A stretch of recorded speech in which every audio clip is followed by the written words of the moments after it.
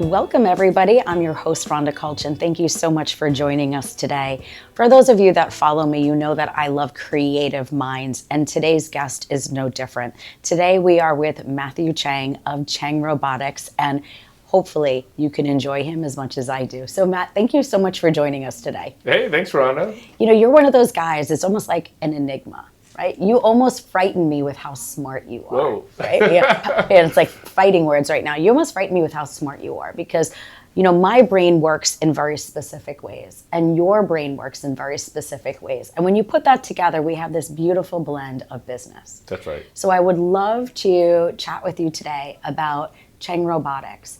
Let's start with what was your mission, your thesis really behind creating the VC fund? Well, that's all about reindustrializing America. And we do that by investing in manufacturing tech. That's a word a lot of people haven't heard because most people don't know much about manufacturing. So we're looking for the technologies that are going to help American industry be the #1 manufacturing economy on earth. And so I think we're pretty good at finding those, and we're going to keep on doing it.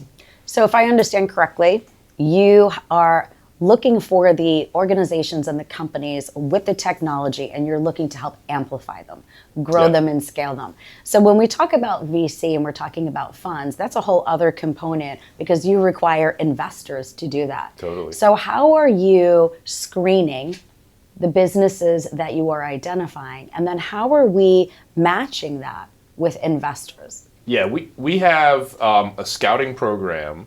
And so we're identifying companies that we think are interesting. And then we have an underwriting. And the underwriting is a little different than what you'd see from venture capital out there in America. So what we really start with is the founder. Okay, we're going to look kind of deep inside the character and the personality of the founder. We want to know their personal story. I want to sit with all of our founders. We've done 9 so far that we've invested in.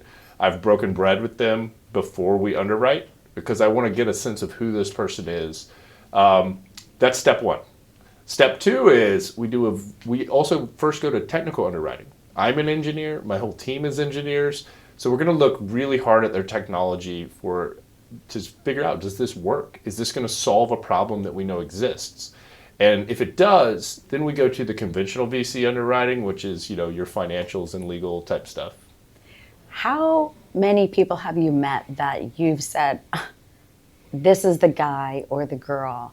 And have you ever had that opportunity where you've met them and you go, I don't want them for their fund, I want them for mine. Or I don't want them for their projects, I want them for mine. It's always all of the above. You know, I'm always going for integrity in life. Root word of integrity is integer. It just means one or wholeness. So with all of these people, if I couldn't see myself working with them, we're not going to invest in them, right? And of course they're building a company today. We're investing in that company. But what are they going to be doing next? Well, I hope working with me. Good point. Yeah. Really good point.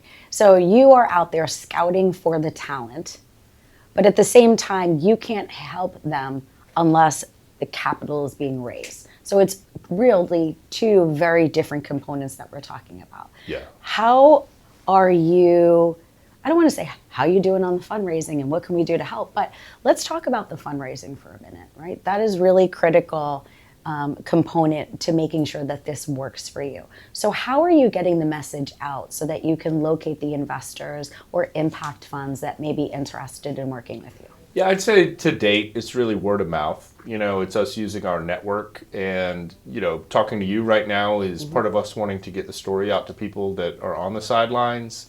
They want to invest in manufacturing. They just don't know how, right? And quite frankly, no one's brought a VC product like this to market before. So it's not like we have conferences where there's 10 other VCs just like us all attending and presenting. I mean, we're kind of trailblazing here. So I think now's a great time to get the word out that if you believe in American manufacturing, if you want to see more industry in America, you want to see us make again, then we're a very viable path for that. Not only do we design factories in my robotics company, but we also invest in them in my fund. And so we want to kind of marry the 2 together. What do large producers in America need? What do small producers need? Okay, let's go find that technology and bring it to them.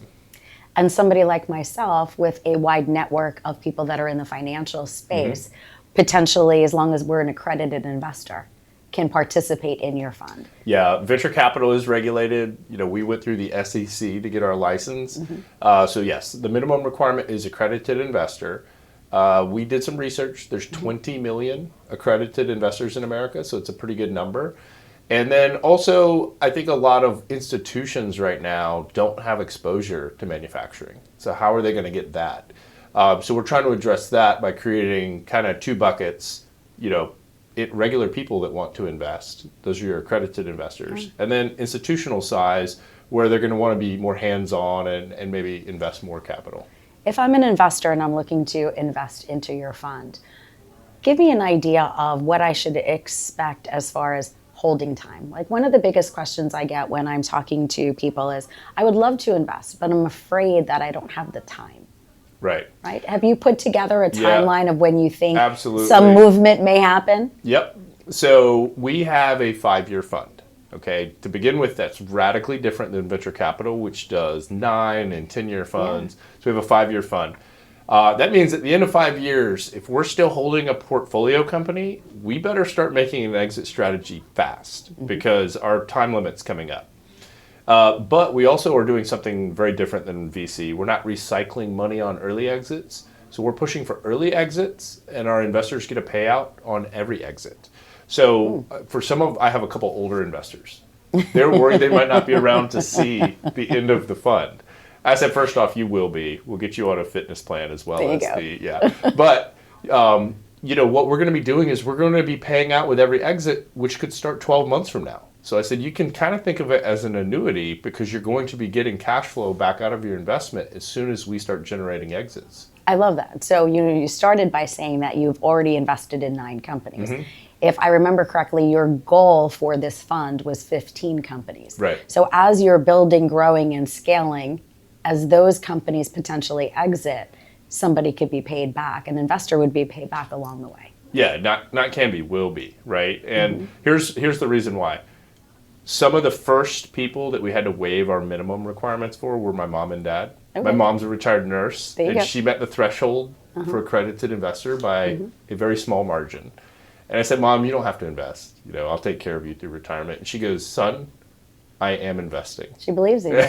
I said, fair enough. She believes in you. She'll make it work. I think we had to go to her house to get the check, but we found a way that she could do it. And, so when I look at her, I've told her something, I'm going to live up to it, right? And she certainly knows how to hold me accountable. So we will be paying back our investors with every single exit.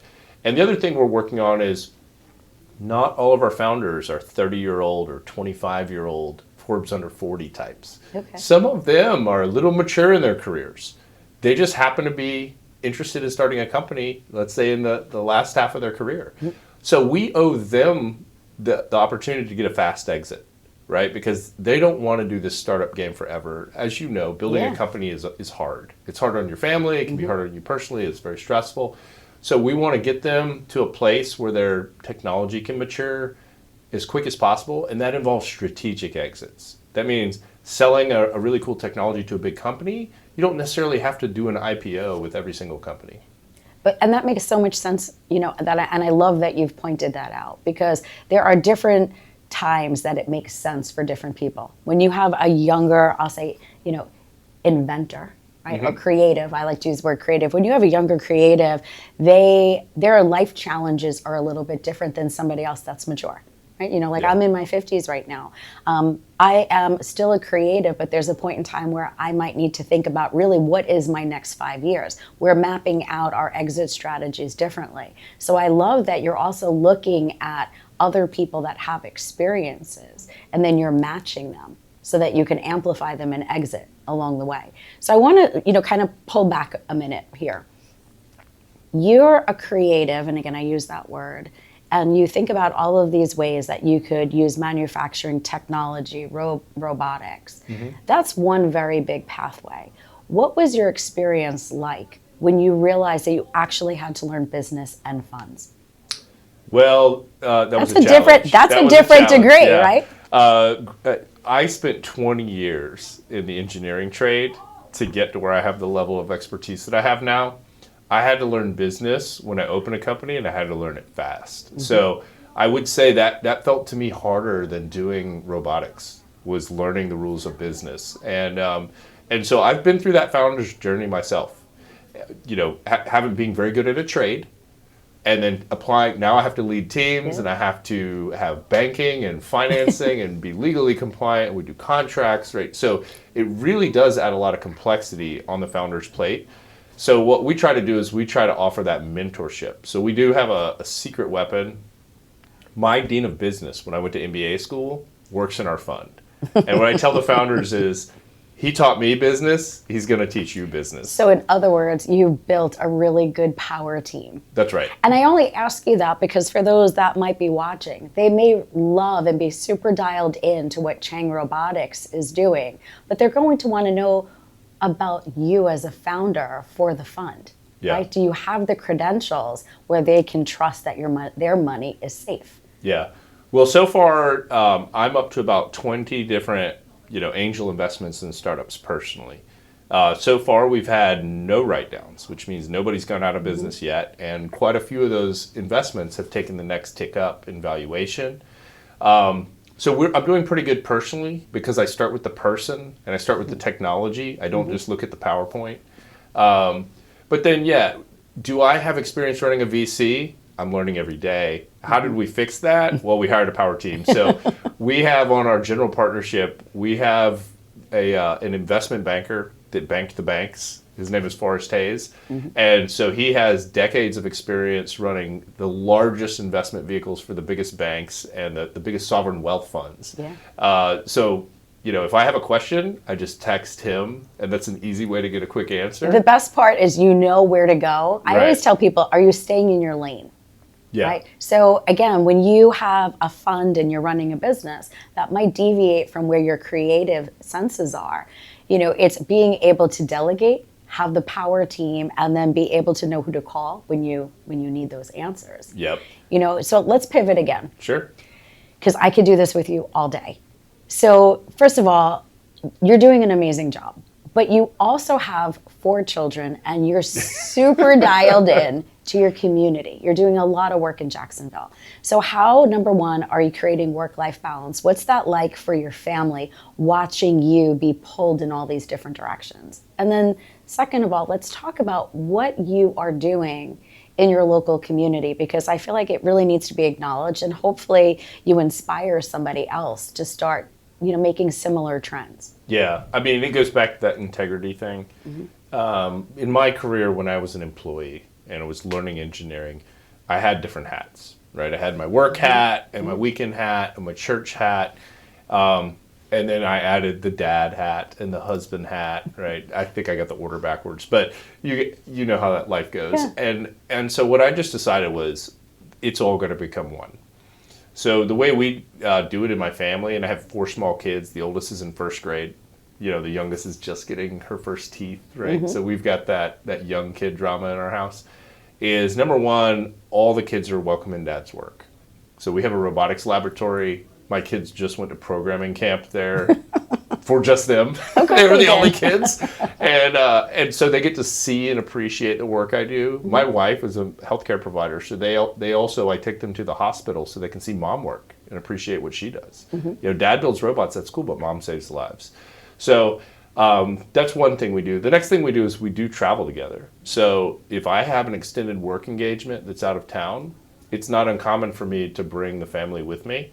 And we'll just get an Airbnb instead of a hotel, and they get to explore a new city. So if dad has to travel, one of the first questions is, do we get to go? Not to all of them, but we make it happen enough that it's integrated. And then for the community, I think my children are being raised to be super grounded in community service and giving. And so when they see me do it, they've learned that that's who we are as a family, is that we're going to give back. Talk to me a little bit about some of the projects that you have worked on, because I feel like it's great that we're having this, but I want people to really have a deeper understanding about the projects that you've worked on, because you've been part of some integral parts of technology that we take advantage of every single day, and you're one of those guys that sits behind. Yeah. And you haven't gotten the right I don't want to say recognition, but talk to me a little bit about that. Yeah, well, we don't need the recognition. We just like solving problems. And what we've really become is a company that builds first of a kind things. That is really our identity. It's the passion area that we have. Our people get excited about it. We don't do a lot of rinse and repeat. We do a lot of innovation. So I'll just run through a quick list with you. It's like a timeline of our company history. We designed the nation's first autonomous mass transit system. That means autonomous driverless city buses that are now driving the streets of America. That was first designed by us, and we did convince first-term President Trump that he should fund our city to be the test bed. So next time you're in Jacksonville, we'll ride the driverless buses together. The anxiety. We developed the first autonomous factory in America, where the entire factory runs off autonomous robotics, and that means the robots have decision-making capacity. So they start to work in a team with their human overseers, and what it does is it just lowers the physical demands on the humans. You know, they don't have to do the heavy lifting anymore to do this intense production. They manage robotics. And what we found was we were training 55-year-old people to come in because they wanted to leave other great companies and they wanted to be hands-on with robotics. So that's manufacturing. We designed a ton of innovation in e-commerce. If anybody's had their e-commerce their prescription drugs delivered via mail, the first automated e-commerce pharmacy in America was done by my team. And then most recently, we brought online the first autonomous hospital. And this is a system by nurses for nurses. I told you my mother is a retired nurse, so there was extra stakes to get it right. So now what we've learned is 96% of nurses that work with our robotics love them. That means if they were ever taken away, you'd have some very upset nurses. And that meant we got it right because we started with the human element and we had the nurses involved in the engineering. I'm sure that was fun for them. They probably thought we were a bunch of dorks. But when we were done with it, it meant it was a system by them for them. And we're going to be making an effort to bring that to every hospital in America. You know, what I want to touch on is there are so many people that are out there that are, I don't want to use the word anti-technology, but as a combination of listening to technology, robotics, and AI, there's so many people that are in fear of losing their jobs. So let's just, you know, break through the myth of that. You know, your company, your fund, and what you are creating works with humans. You're not you're looking to make them better by bringing in these missing links or inability. Give me a few examples. We have never had a layoff as a result of our robotics. So we serve companies. The companies want robotics, and then we design, install it, invent it. We've never had a layoff. Well, you say, how can that be? Aren't the robots doing work? Well, they are, but the humans are happier. So we've gone through the bus drivers union, has endorsed our designs. That's not a group that you would think loves technology. We've been through the nurses, I just talked about that. We've been in the factory workers and the e-commerce workers. And our next frontier is we're going next year in front of the longshoremen, those port workers that have shown us how much influence they have over the nation. We're going to be presenting them with a technology plan next year. And I'm very confident we'll get their endorsement because we're going to start by listening to their concerns and what's good for their union members. So when you can kind of put all this together, it just makes sense, right? You think of like the technology in your iPhone. Does anybody feel displaced by that? No, you just kind of love it and you use it. At this point, we're probably sick of it too. It's too much communication. But that's an example of technology bringing you new access and information. Robotics can be the same, but you have to do it the right way.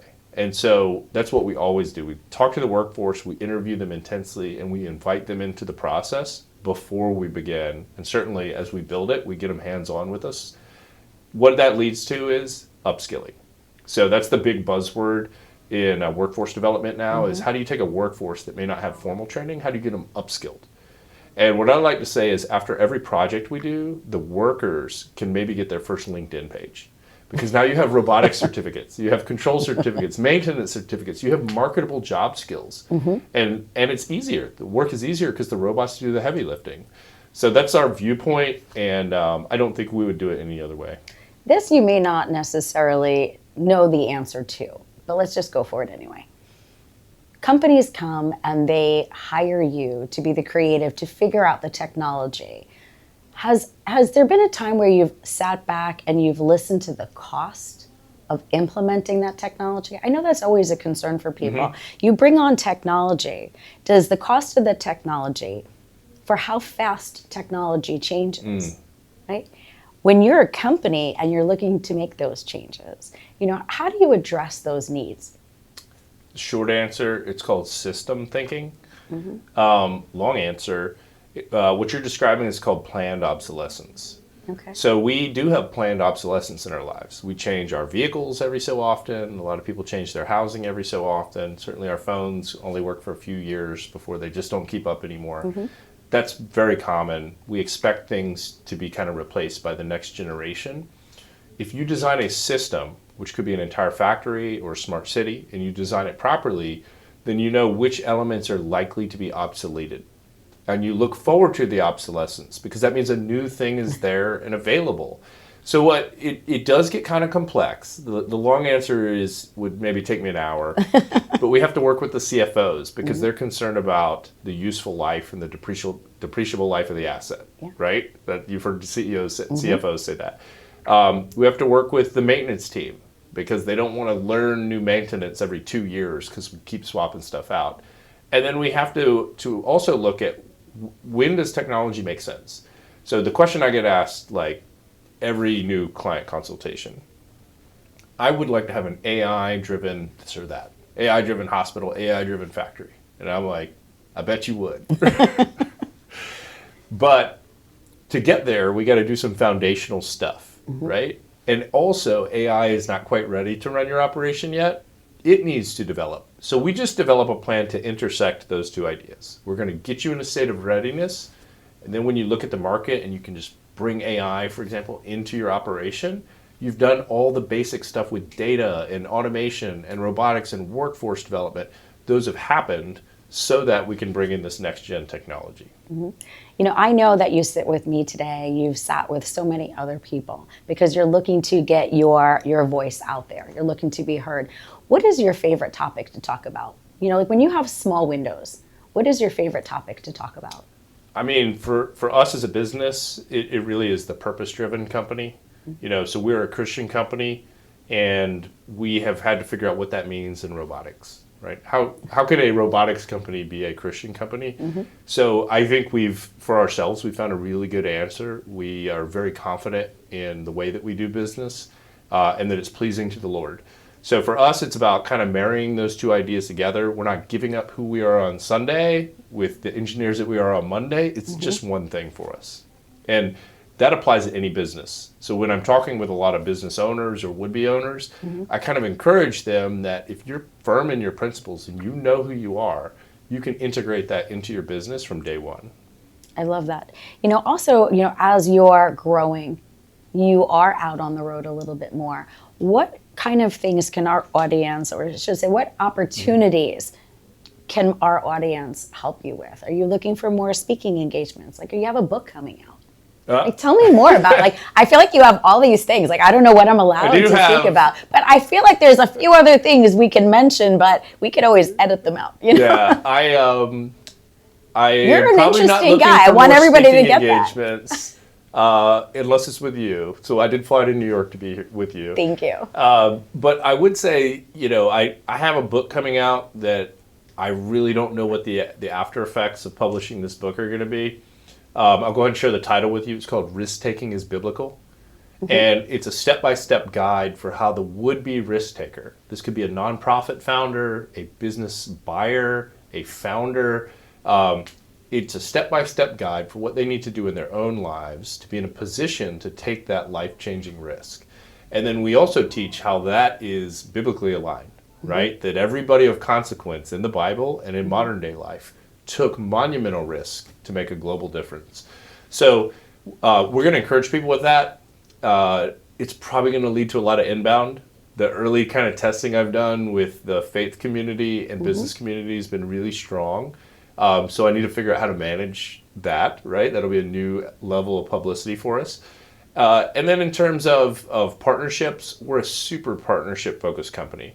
we are aligned with some of the greatest companies on earth already that look to us to be kind of their innovation lab, their ideas lab.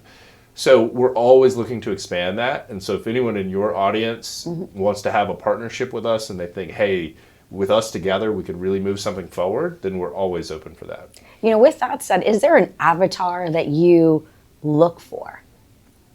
I know it's so hard to answer that question because For hiring or just for anything. Like when you have so many different buckets. Like do you have an avatar that you have for each bucket? People with character. Yes, it's people with character, and that's universal. That's whether we're hiring, it's whether we are recruiting investors into our VC fund, partnerships, who are the companies we want to be aligned with, clients. We can work for anybody, but do we want to work for everybody, right? And so, yeah, it's character. It comes to, and we summarize it at my firm, but we have a simple slogan that a very wise engineer taught me a long time ago, which is called the say-do ratio. How much of what comes out of your mouth gets done, right? And we're looking for people that have a perfect 1.0. Now, none of us have a perfect 1.0 where everything you say gets done, right? We all have things that we thought we would do and didn't work out. But we certainly don't work with people that have a low say-do ratio. And that goes back to character. Is the person a person of integrity? Are they trustworthy? Do we even need this contract between us? Or can we talk as people and resolve any differences, right? So that's what we're looking for. And again, it's the same underwriting for the employee, the investor, the client, or the partner is people of character. I love that. I love that. Well, thank you so much for joining us today. Once again, everybody, I hope you enjoyed today. I could do this all day with this guy. He is just amazing. I learned so much. But if you want to learn more about Matthew Chang, where can they follow you? Well, our website, we put a lot of content on there. So that's changrobotics.ai. A friend of mine said, because the AI is in the robots. So changrobotics.ai. For investors, we have two websites. For large investors, institutional and family office, it's cr.fund. Very easy, cr.fund. And for the Main Street investors, we've been the first VC to open up an accredited investor-only portal, which is aimcompany.us, aimcompany.us. That took us all summer. We've just released it, and we're already seeing people come in. Fun fact, we've already had an electrician and a pastor come into that. There you go. Yeah, so we're trying to democratize venture investing. I love it. Well, thank you so much for joining us today. Until next time, stay well.